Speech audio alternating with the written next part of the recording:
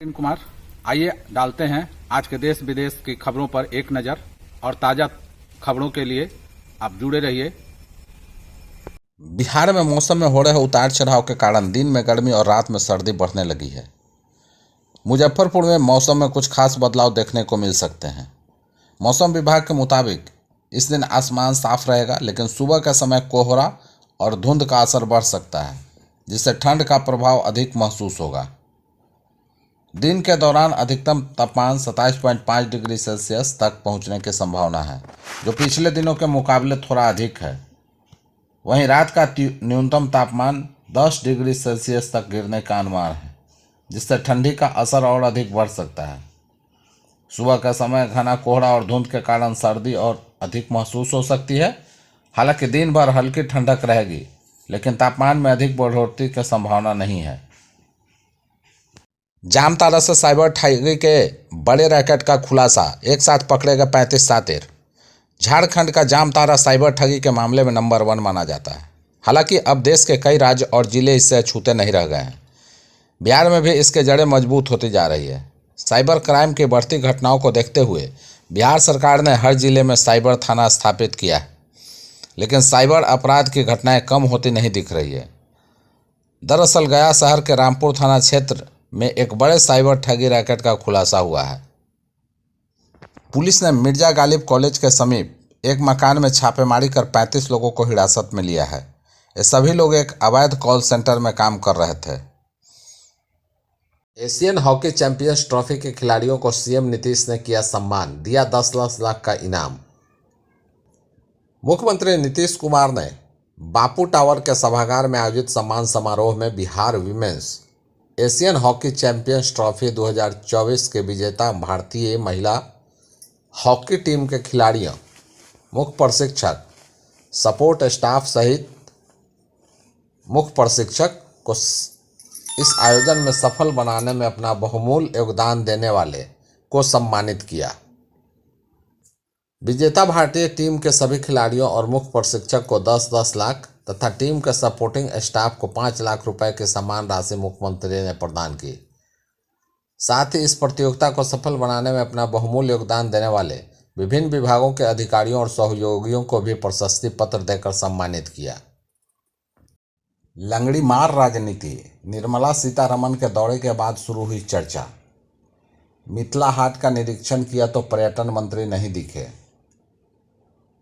केंद्रीय वित्त मंत्री निर्मला सीतारमण 2 दिवसीय बिहार दौरे पर थी। राजधानी पटना में बैठक के बाद मिथिलांचल में विभिन्न कार्यक्रम में शामिल हुए।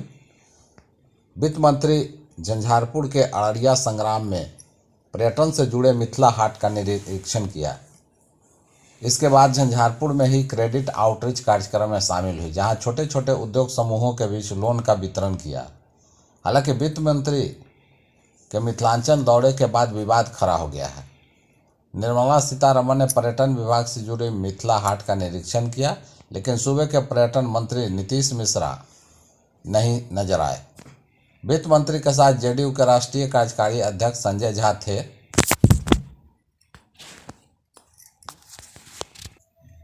वहीं इस कार्यक्रम में पर्यटन मंत्री नीतीश मिश्रा के शामिल नहीं होने पर तरह तरह की राजनीतिक चर्चा शुरू हो गई है। कई तरह के सवाल भी खड़े होने लगे हैं। बिहार के एक महिला अफसर ने निरीक्षण में जाने के लिए इनोवा या टाटा सफारी गाड़ी की मांग कर दी थी। बिहार प्रशासनिक सेवा की उक्त महिला अधिकारी ने सिर्फ लग्जरी गाड़ी की डिमांड की, बल्कि एक सुरक्षा गार्ड, जिला अतिथि गृह में ठहरने एवं भोजन की व्यवस्था करने, समन्वय स्थापित करने के लिए अधिकारी की प्रतिनियुक्ति करने को लेकर पत्र लिख दिया था। सरकार ने इसे गलत करार देते हुए दंड दे दिया। सरकार ने माना कि महिला अधिकारी ने अपने पद के अनुरूप काम नहीं किया है, लिहाजा ये दंड के भागी है। सरकार के सख्त रुख के बाद उक्त महिला अधिकारी ने दंड वापस लेने की गुहार लगाई, लेकिन राज्य सरकार ने ऐसा करने से मना कर दिया है। सरकार का मानना है कि महिला अधिकारी कहकशा को सबसे कम दंड दिया गया है। निंदन की सजा से कम कुछ नहीं होता, लिहाजा इनका पत्र स्वीकार करने योग्य नहीं है। नीतीश सरकार ने बिहार प्रशासनिक सेवा के उक्त अधिकारी को माफ करने से साफ मना कर दिया है। बिहार के सरकारी दफ्तरों में भ्रष्टाचार का बोलबाला, घूस लेते नजर आईसीएससी में तैनात बड़ा बाबू। बिहार के सरकारी कार्यालयों में भ्रष्टाचार का बोलबाला है। यह हम नहीं कहते, विपक्षी दलों का ऐसा आरोप है।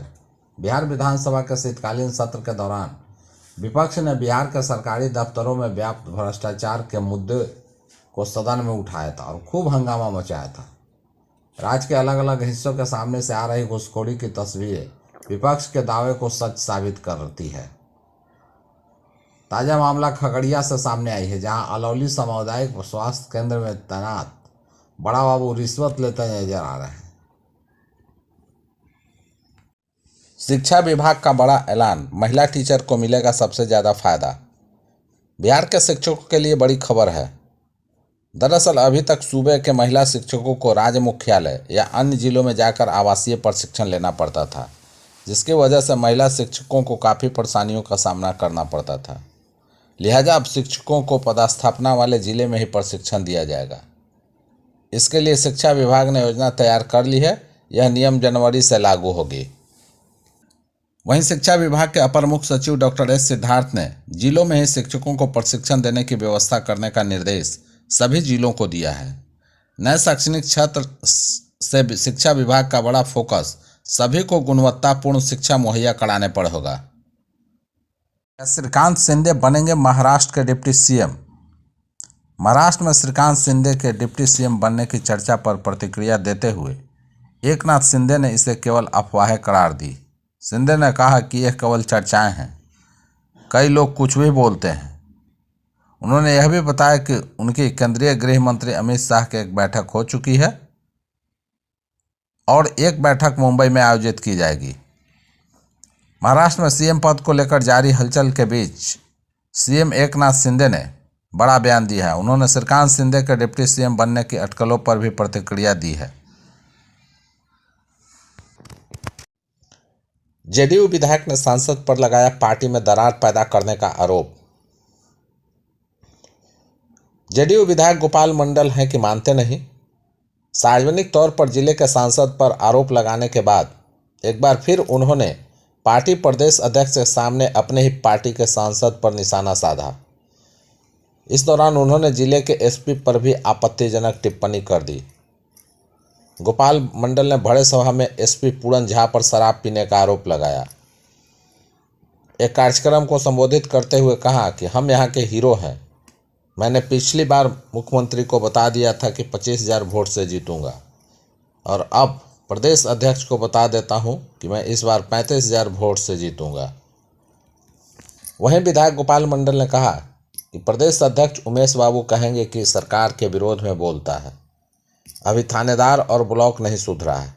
ब्लॉक में सीधे रुपया लिया जाता है, रुपया मिलता है तो ठीक है, नहीं तो अधिकारी आवेदन खारिज कर देता है। थानेदार के यहाँ कोई कपार फाड़ के केस करने जाता है तो उसका प्राइवेट अस्पताल में इलाज करवा देता है और फिर आरोपी को बुलाकर पैसा लेकर 107 का केस कर देता है। वहीं उन्होंने अपने ही पार्टी के सांसद अजय मंडल पर कटाक्ष करते हुए कहा कि वह पार्टी में दरार पैदा नहीं करें। आप चुनाव जीत गए या जिता दिए गए। पिछली बार 1 लाख वोट से जिताए थे, इस बार 40,000 वोट से जिताए हैं। आपको इसलिए चुनाव नहीं जिताए हैं कि आप लोगों को छत विछत कर दें। दिल्ली विधानसभा चुनाव 2025 के लिए चुनावी बिसात बिछने लगी है।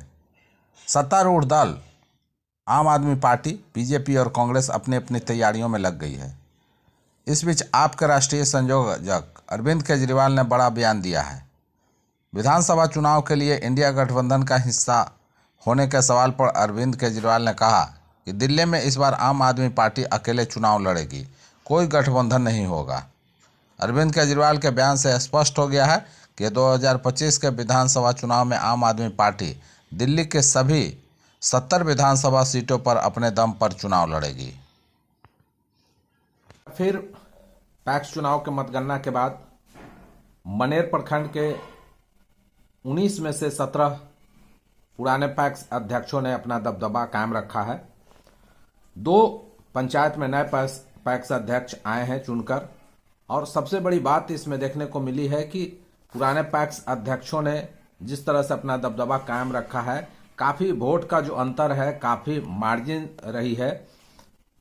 सिंगारा पंचायत के पैक्स अध्यक्ष अभिषेक आनंद दूसरी बार चुनाव जीत कर आए हैं और अपने निकटतम प्रतिद्वंदी को 1093 मतों से पराजित किया है। इसके बाद सिंघारा पंचायत के कार्यकर्ता, नवयुवक जितने भी हैं, सभी लोग साथ में मिलकर आम आवाम जनता जुलूस निकाले और जुलूस के साथ भव्य जुलूस पूरे पंचायत में भ्रमण किया और इस दौरान सभी जनता से उन्होंने फिर से एक बार आशीर्वाद लिया। कहा कि जनता के साथ हूं और जिस तरह से जनता ने मेरे ऊपर जो भरोसा जताया है उस भरोसे पर मैं खरा उतरने का पूरा प्रयास करूंगा।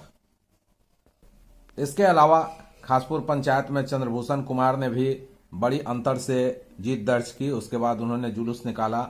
दूसरी ओर ब्यापुर पंचायत के पैक्स अध्यक्ष भी लगातार जीत दर्ज करते हुए उन्होंने अपने समर्थकों के साथ जुलूस निकाली है। दरवेशपुर, दक्षिणी, उत्तरी, ग्यासपुर, कई पंचायतों के जो पुराने चेहरे आए हैं उनके समर्थकों के द्वारा जुलूस निकाला गया है और सभी ने अपने अपने जनता को पर भरोसा जताया है।